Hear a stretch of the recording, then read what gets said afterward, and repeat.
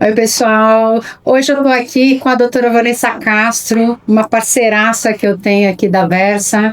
Né? A doutora Vanessa já deu aulas para a gente, participou de moderação no nosso grupo de mulheres e hoje eu tenho o prazer dela vir aqui com a gente. Doutora Vanessa Castro é cirurgiã bucomaxilofacial e é campeã pan-americana, né, de canoísmo.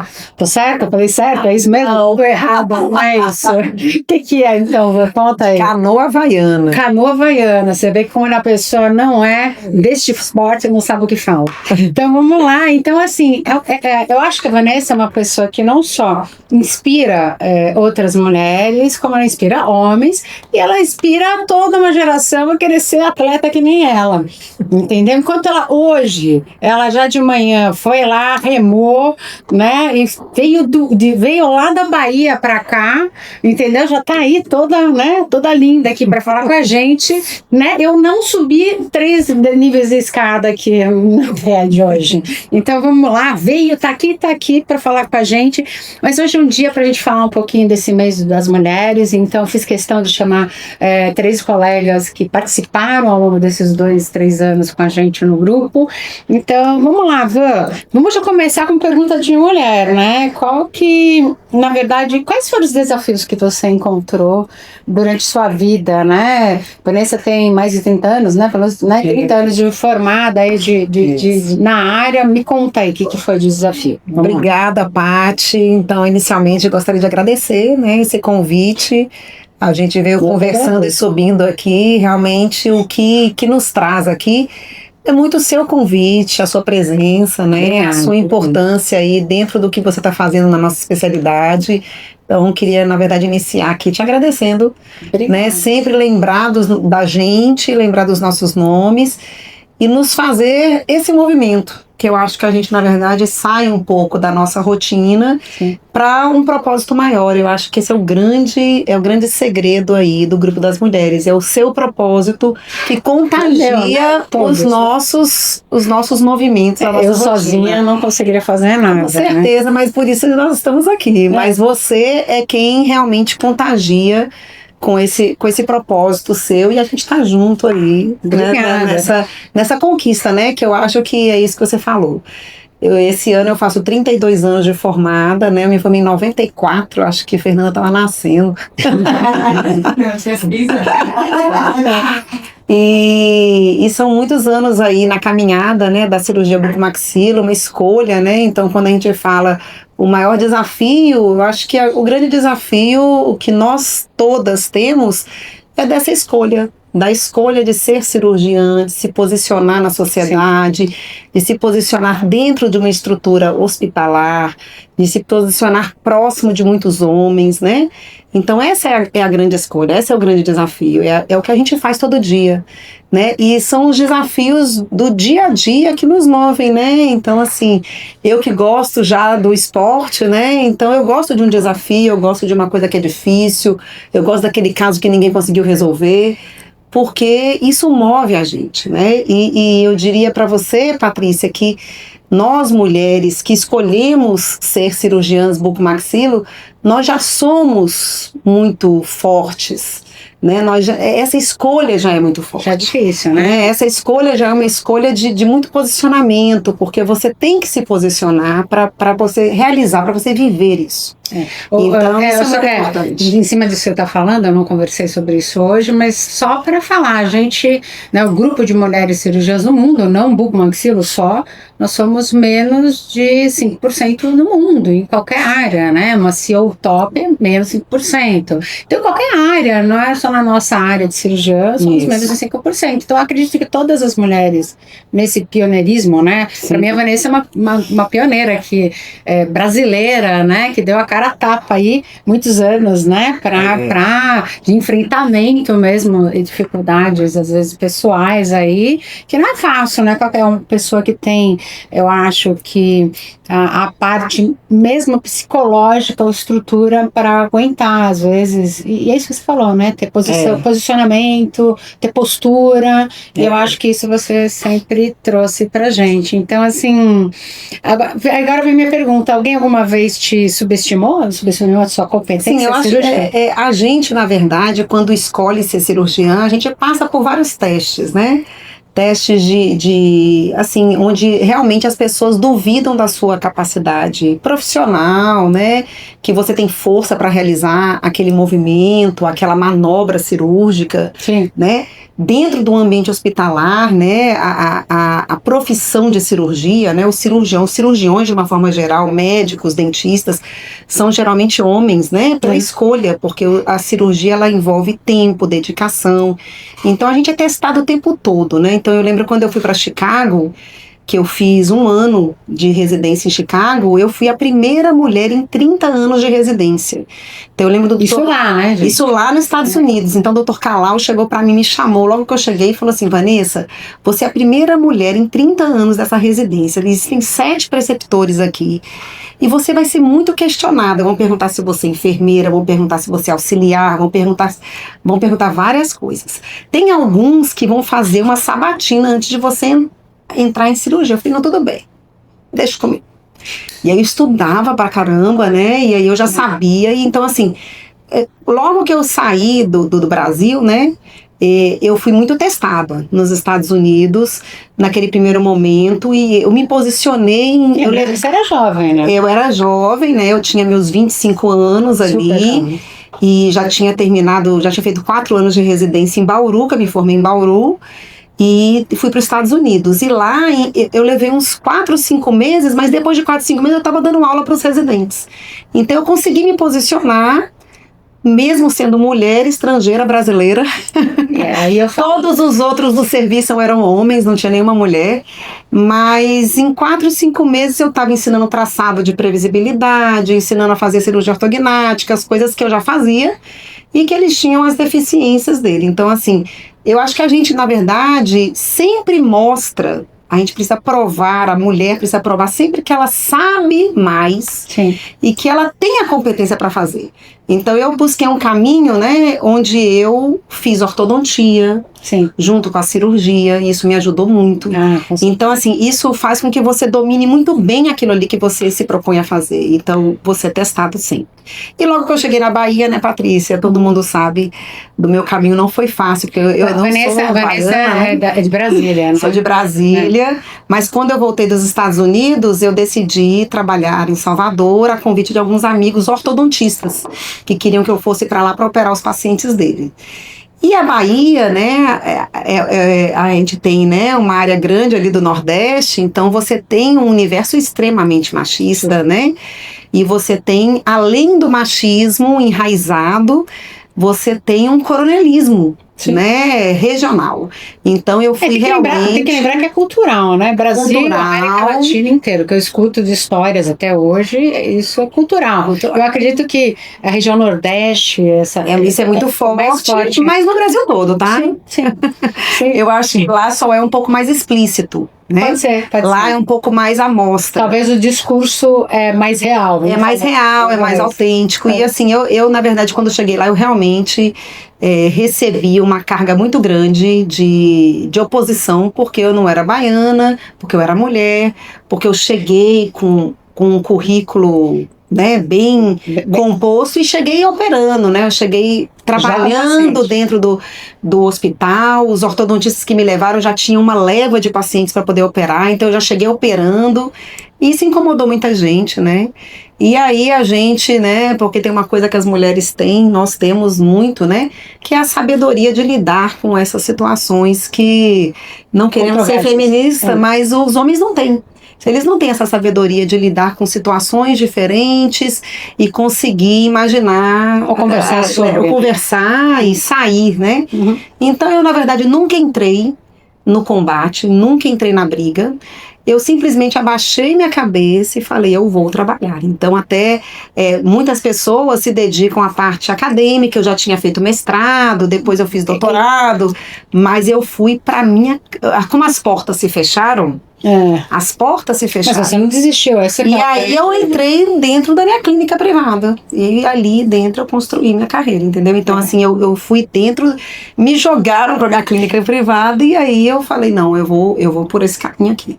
Então, é trabalho, né, Patrícia? A gente conquista as coisas. Eu lembro muito de um cirurgião lá de Salvador, chama o nome dele Roberto Azevedo. Ele é chefe de um serviço muito grande lá, muito bom. E eu lembro que teve uma reunião onde eles tentaram me expulsar da cidade. Eram 40 homens e eu lembro dele pedir a palavra e falar, eu não sei por que vocês estão incomodados com ela. Deixa a menina trabalhar. Quem tem competência que se estabeleça. E pronto. E a verdade é essa, a gente tá aqui, a gente defende as coisas, a gente faz as coisas porque a gente sabe fazer isso aqui. E se a gente tiver competência para fazer, a gente vai fazer e acabou. Entendeu? A gente não precisa brigar com ninguém. Eu acho que o caminho é esse. Ainda bem que, né, você encontrou isso daí. A Vanessa, particularmente, ela tem uma vida familiar e de esporte. Todo mundo é atleta, não é verdade? Não é todo mundo. Seu filho menor, né, mais novo. O mais novo é atleta de tênis, né? Mas isso é enraizado, né, na sua família. Acho que o apoio ao esporte é muito forte. Acho que é a válvula de...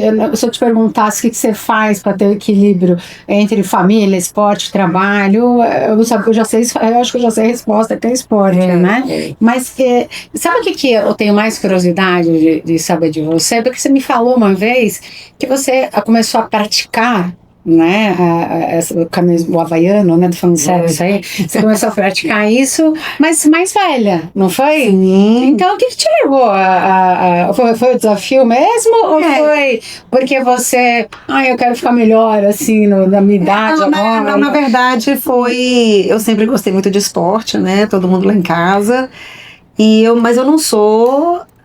do mar, né? Eu, na verdade, sou mineira, né? Nasci em Minas, fui criada em Brasília. E aí, então, eu fui para Salvador e realmente toda cidade que você tem a oportunidade de estar próximo do mar, né? E eu sou apaixonada pelo mar. Então, eu fui me aproximando muito do mar, né? Ao longo da minha vida adulta. E aos 42 anos, eu já com meus filhos, meus filhos foram para uma colônia de férias e o menor, o atleta, me chamou para fazer uma aula de stand-up e ali eu fui. E eu me conectei muito com o ambiente do mar, que é um ambiente que envolve ali natureza, onda. Eu também gosto, em praia. Minha família também. E eu, como características individuais, né, de extremamente disciplinada, sistemática pra caramba. Então eu resolvi me dedicar mais àquilo ali. E aí eu entrei na onda da competição, das provas, dos desafios. Eu também fui lá nos 40 anos. Isso leva tempo, né? Isso, na verdade, você dissipa energia, porque tem uma coisa, a gente vive num mundo muito de tecnologia, né? Então você tá muito preso no celular, no WhatsApp o dia inteiro. E quando você começa a fazer uma atividade, nós fazemos, né, cirurgia. Então a gente sai da conexão do universo e fica operando. Fica só aí. E outra coisa que me desconecta do mundo virtual é o mar, porque eu entro no mar e ninguém me acha. Então você tá ali, você tá remando, só tem o mar. Então isso é realmente não é uma válvula de escape, mas é uma terapia mesmo. Você se reequilibra porque você tá em contato com a natureza, não tem mais nada ali. É só você e o oceano. Então... E com isso vem a dedicação, né? O tempo que a gente... Que é o tempo que eu não sei que é onde ela arruma, mas ela tem tempo para fazer, da manhã. Fazer essas coisas aí. 5 horas da manhã. Dormir para quê, né? Enfim, mas ela dorme cedo. Eu durmo cedo. Se a gente está nas aulas lá, eu já olho para a cara da Vanessa e falo, daqui em 5, 4, 3, 2, 1, vai dormir. Às 9 horas da noite eu não respondo. Eu acho que já teve um dia que a Vanessa dormiu lá, tá deitada assim, lá. E eu falando com a Vanessa, que não pode passar essa parte da gente. Gente, vamos continuar aqui, mas por que, coitada, ela acorda cedo, né? Vamos lá, agora uma pergunta bem legal. Você tem algum tipo de projeto assim, novo? O que você tem? Eu não sei também. Vários projetos, né? Não só profissionais. Profissionais, a gente sempre tem muito projeto, né? Eu acho que os projetos profissionais é a gente, na verdade, conseguir expandir um pouco tudo que a gente realiza para outras pessoas, né? Envolvendo, complementando tudo que a gente faz em termos de procedimentos, né? Eu acho que a gente veio conversando, eu e Kátia aí no carro, a gente tem muita cautela de realizar alguma coisa nova na nossa vida, porque a gente tem uma estrada muito grande. Então a gente tem um nome, as pessoas já têm uma expectativa muito alta em cima do que você realiza. Então você começar algo muito novo, você tem que ter uma curva de aprendizado, uma bagagem, você tem que ter muita segurança, né? Então, assim, quando você é mais jovem, você é muito corajoso, né? Todo cirurgião é corajoso. Quando você vai ficando mais maduro, você vai tendo mais cautela. Então, eu acho que assim, a solidez de várias coisas, você poder transmitir isso para algumas pessoas, né? Conseguir formar pessoas, que é o que você faz muito bem, né? Eu não estou dentro da universidade, mas eu acho que tudo é compartilhamento de conhecimento. Então, acho que o grupo aqui das mulheres é uma oportunidade de a gente compartilhar e trocar. E profissionalmente são esses desafios. Sem ser profissionais, tem vários outros. De esporte, o que você buscaria mais? Você é campeã, né? Você não é campeã? Americana e brasileira, mas todo ano tem campeonato, então todo ano você quer falar.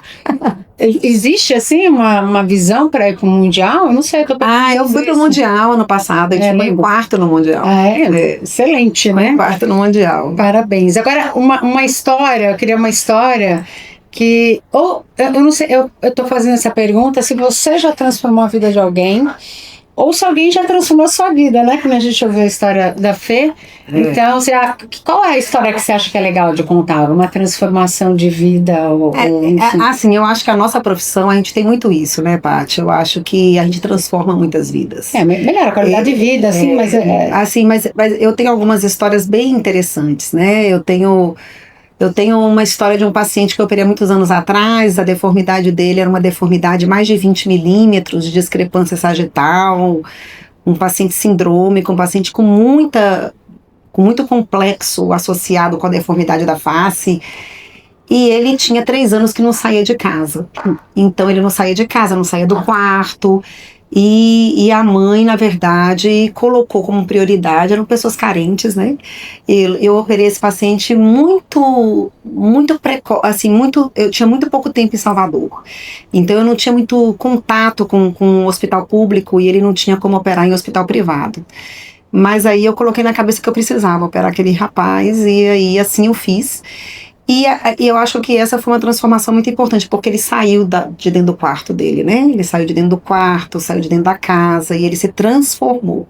Então, eu tenho várias transformações relatadas de pacientes que mudaram a vida, tratamento de apneia, mas esse menino em específico, porque ele era um jovem, eu operei ele com 16 para 17 anos, e ele saiu de dentro do quarto de uma depressão profunda e aí ele passou a voltar para a universidade e conquistar as coisas. Então, eu acho que, na verdade, a gente tem que agradecer, né? Porque é um dom que a gente tem de realizar isso aqui. Então, eu escuto a história da Fernanda, eu vejo a Fernanda muito jovem e com um sucesso profissional muito rápido, e isso demonstra que ela é muito habilidosa e muito competente no que ela faz. Sim. Não tem outro segredo, não tem como, não tem a fórmula. Eu tava pensando será que todo mundo que estuda marketing e todo mundo que vai para rede social consegue fazer o que ela fez? Não acredito.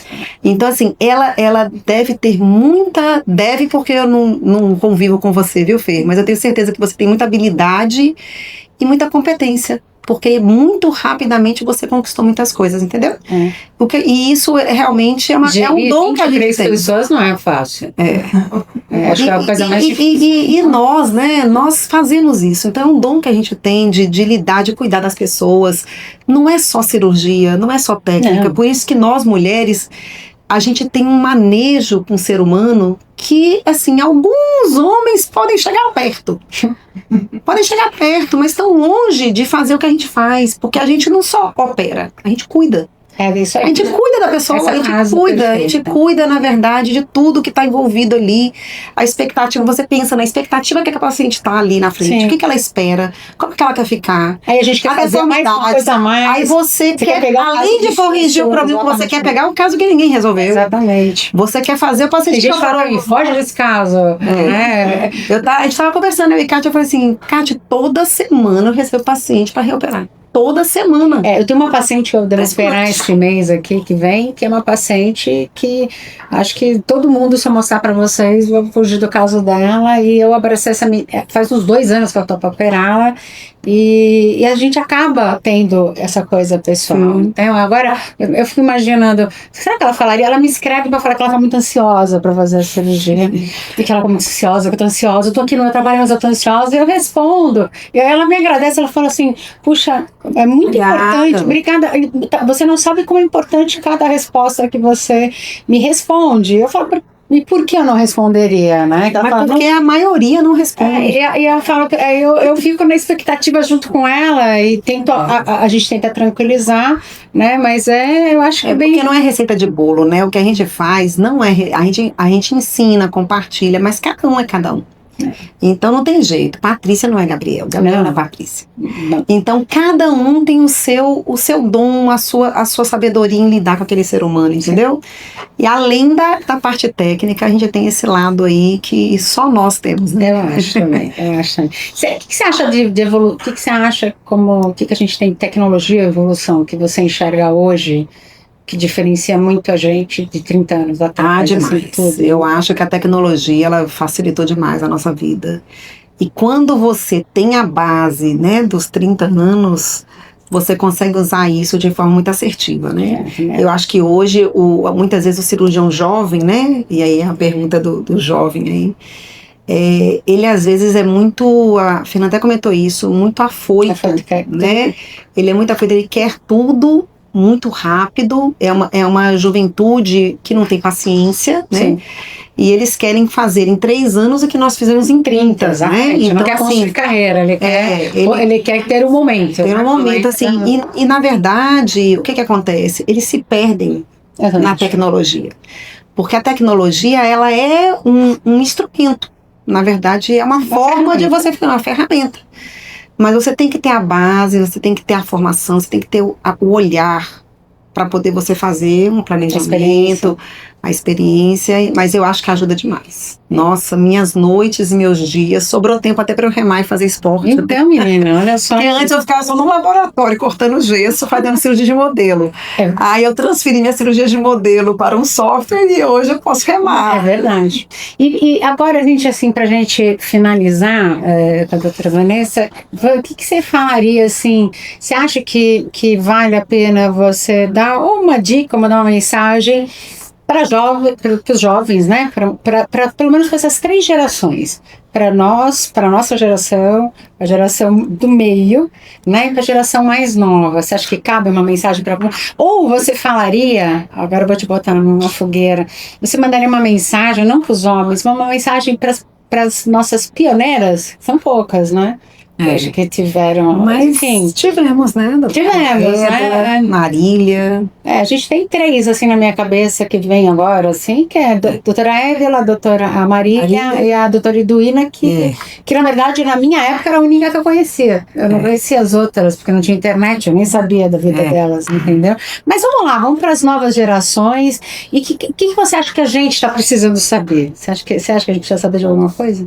Não, todas nós, né? Eu acho que, assim, para os jovens, né, eu diria que a palavra é para as mulheres, né, principalmente. Sim. Eu diria que a palavra é acreditem, né? Acreditem no que vocês são capazes de fazer, se posicionem e tenham calma, né? E tenham calma, deem tempo ao tempo. Não queiram fazer tudo de uma vez, porque podem se embolar, né? Então esse seria talvez o meu conselho para quem está começando, para quem está querendo conquistar muitas coisas, mas se posicionem, sempre se posicionem. Sim. Eu acho que esse é o grande, o cirurgião, a cirurgiã é caracterizado por serem pessoas, né, diretas, pessoas que são imediatistas. Nós todas somos imediatistas, a gente começa e termina, a gente abre e fecha. Então a gente gosta de resolver problemas, né? Então todo mundo, senão você não faz cirurgia, você vai fazer outra coisa. Mas as pessoas têm que saber que elas precisam se posicionar dentro de um contexto, independente do contexto, independente de quem esteja do lado. Eu acredito nisso. Você tem que se posicionar. Porque eu acho que quem não se posiciona, eu acredito nisso, ela não é bem vista no mercado. Mesmo que você seja contra, ou você. Não importa, a favor ou contra, mas eu acho que a pessoa tem que se posicionar, porque eu acho que sempre você vai ser lembrado, pô, mas aquela também. Aquela pessoa acredita em quê? Em quê? A gente qual que é a linha de pensamento dela, entendeu? Ou você é A ou você é B. Também não dá pra você fazer tudo, não dá pra você fazer todas as técnicas, não dá pra você concordar com tudo. Você tem que falar, olha, isso aqui eu acho que isso aqui é o certo, eu acho que isso aqui é o errado. Eu acho isso. Eu acho que isso é importante pra gente. A gente não pode também estar sempre, sabe, em cima do muro. Exatamente. Acho que você tem que manter uma boa relação, mas você tem que se posicionar. Então, eu diria isso para os jovens. E para nós, manter aí, né, Patrícia, a energia, porque às vezes são 30 anos, nós duas aqui, 32, 35, né? Isso. Então são muitos anos que a gente olha para trás, engraçado a gente, né? Porque a gente tá aqui todo dia, a gente faz isso, keep going, né? Só que a gente, na hora que para e fala, poxa, eu já fiz um punhado de coisa. A gente olha pra trás. Você achava que você tá nesse momento? A gente nunca achou que ia estar. Não ia chegar esse momento. Eu lá atrás, né, com 55, 56, né, 55 plus, agora eu vou falar isso, vou parar nos 55, minha idade. Mas assim, eu não sei, eu acho que eu não pensava que eu estaria nessa situação. Primeiro, eu nunca achei que ia ser professora. Já começa do básico, né? Até a gente tinha um professor aqui que é o Dr. Bruno Koenig Jr., que eu, jovem, muito inexperiente, vale a pena eu falar isso, eu fiz 3 anos de especialização em anatomia da face, que era um curso que tinha aqui na USP, no ICB da USP, e na época ele me arrumou um emprego para ser professora de anatomia lá na USP Ribeirão. Minha resposta para ele, olha como jovem não pensa em nada, né? Eu falei para ele, não fiz bucomaxilo para ser professora. Ainda mais de anatomia, né? Não vou fazer. Resposta dura, né? Eu penso hoje, eu falei, cara, não tinha nada na cabeça para responder isso, né? Até já é falecido, mas devo 1000 desculpas. E aí eu defendi minha tese de mestrado em 2000. Adivinha quem era o chefe da minha banca no mestrado? Ele. Quando eu entrei na sala que eu vi que era ele, eu falei, vamos lá. Aí a primeira frase dele, e na faculdade de medicina é muito formal, a gente vai de beca, é uma coisa muito, né, naquelas salas antigas da faculdade de medicina, de madeira, todo mundo vestido. Na hora que eu entrei, eu não sabia que ele ia ser o chefe da banca, né, porque eles dão vários nomes e a gente sabe na semana. E aí a primeira frase ele falou para mim, olha, para quem me disse que nunca seria professor, né, professora, você está começando muito bem, né?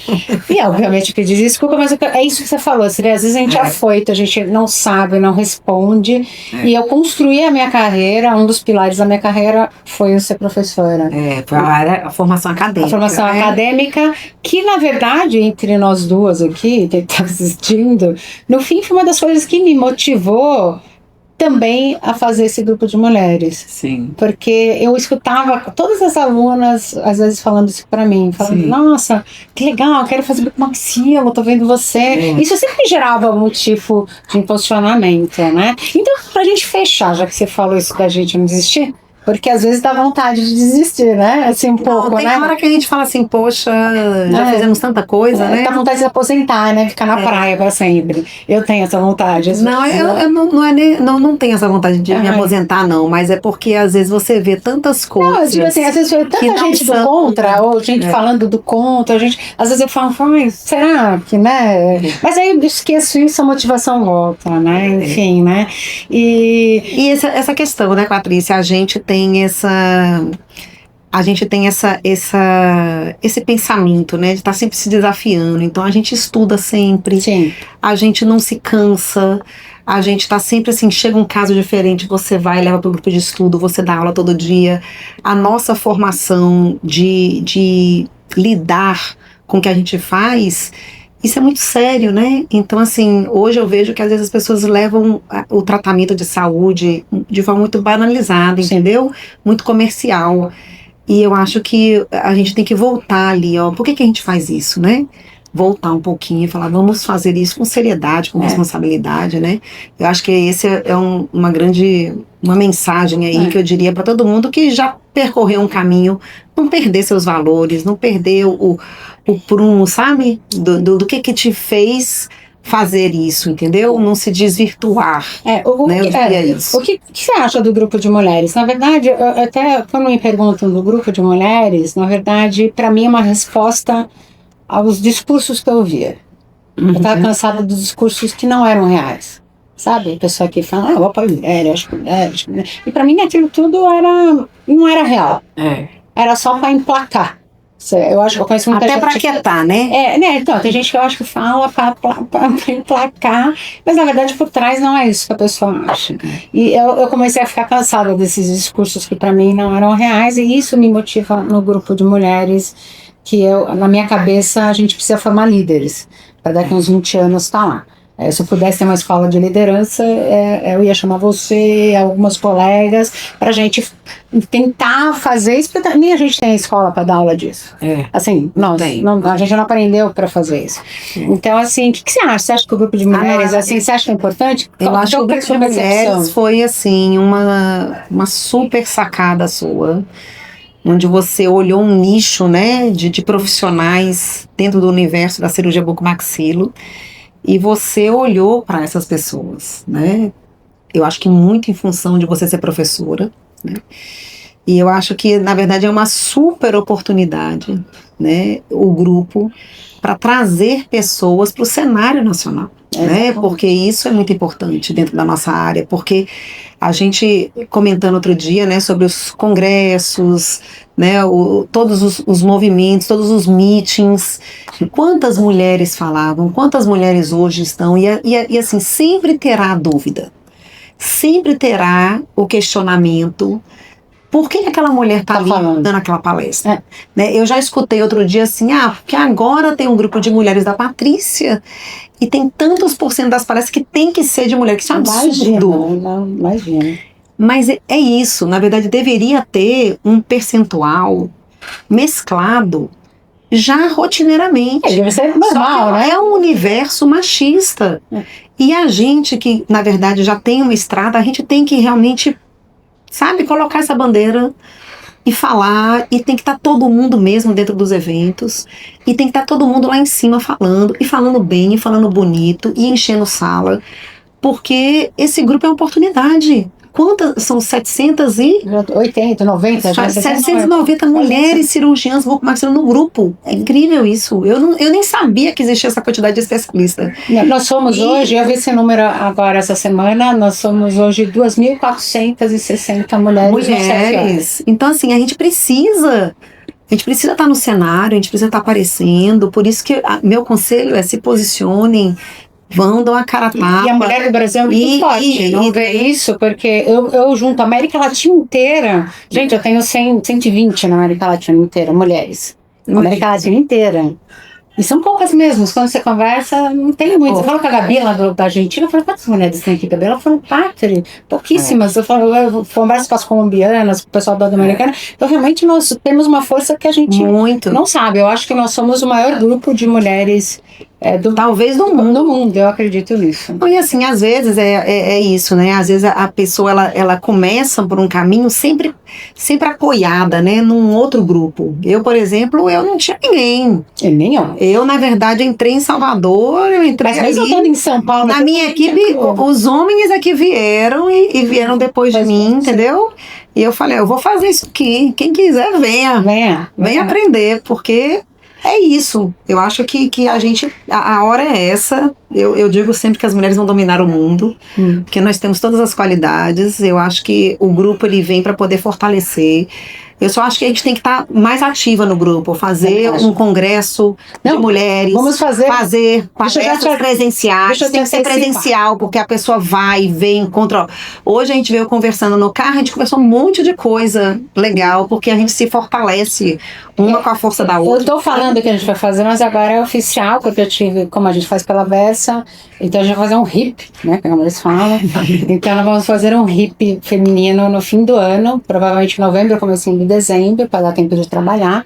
Então acho que todo o grupo lá de educação vai trabalhar para a gente fazer esse evento. Então teremos um evento especificamente disso, e que a gente vai tentar atrair não só colegas, mas talvez palestras. Eu quero ouvir de você, da Kati, da Fê, eu quero opiniões de vocês, como a gente como vai construir um RIP legal para a gente ter sucesso e para a gente realmente fazer isso, fazer uma mescla realmente do que precisa ser feito e conversar profissionalmente de uma forma muito, não só respeitosa com todos, mas de impacto, né? Eu acho que a gente tem que trazer as mulheres, né, para eventos organizados por mulheres e coordenados por mulheres, e a gente abre a plateia para os homens aprenderem com as mulheres. Eu também acho. E assim, eu acho que é o grande ponto. Os homens, eles aprendem muito com a gente, mas eles não conseguem chegar na gente.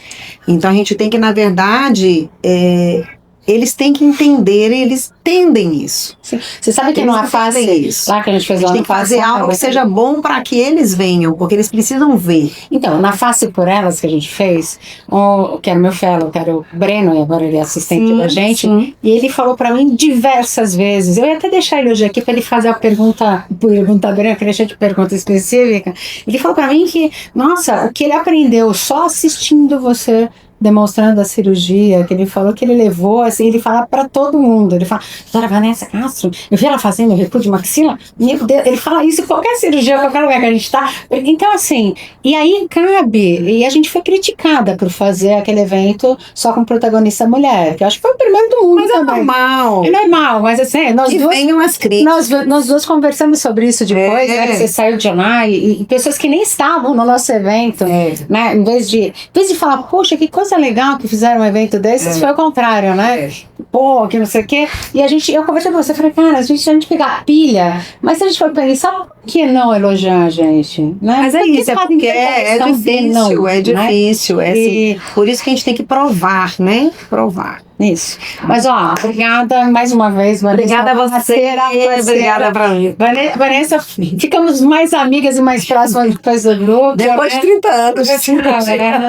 A vida inteira a gente se encontrou. Os congressos eram oi. Mas você sabe que eu falei isso pra Vanessa e eu vou falar até em público isso. É curioso como a gente, às vezes, se deixa envolver por falácias, né? Não conhecia a Vanessa, eu nunca tinha conversado com ela, mas eu sabia desse mundo conturbado dela na época que nós éramos jovens, lá na Bahia. E é engraçado como a gente faz um preconceito ou um conceito da pessoa pelo que o outro falou, não pela nossa... Pela nossa oratória criada, né? E eu estava redondamente enganada. A partir do momento que eu conheci a Vanessa, eu falei, cara, eu falei isso pra você, né? Falei, olha como a gente às vezes subestima as pessoas ou não conversa por preconceito. Então acho que o grupo da gente também é sobre isso, a gente conhecer realmente as pessoas, o que elas fazem e dar mérito pro trabalho delas. Então hoje eu tô aqui, falo com a Vanessa, é muito parceira minha, falo com o maior prazer e eu vejo como eu perdi tempo em não ser amiga dela antes. Talvez se a gente tivesse sido amiga essa, a gente tinha montado muito mais coisa. Já tinha feito muita coisa junto, eu te agradeço. É uma pena a gente, né, às vezes... Mas ainda está em tempo, temos muito tempo pela frente ainda para fazer muita coisa junto. 5 anos aí para trabalhar. Pelo menos. Obrigada, Paty. Beijo. E a gente tem mais Vanessa falando aí nos próximos eventos da Versa aí, do grupo de mulheres, com certeza ela tem mais coisa para trazer pra gente. Obrigada. Obrigada a você, Paty.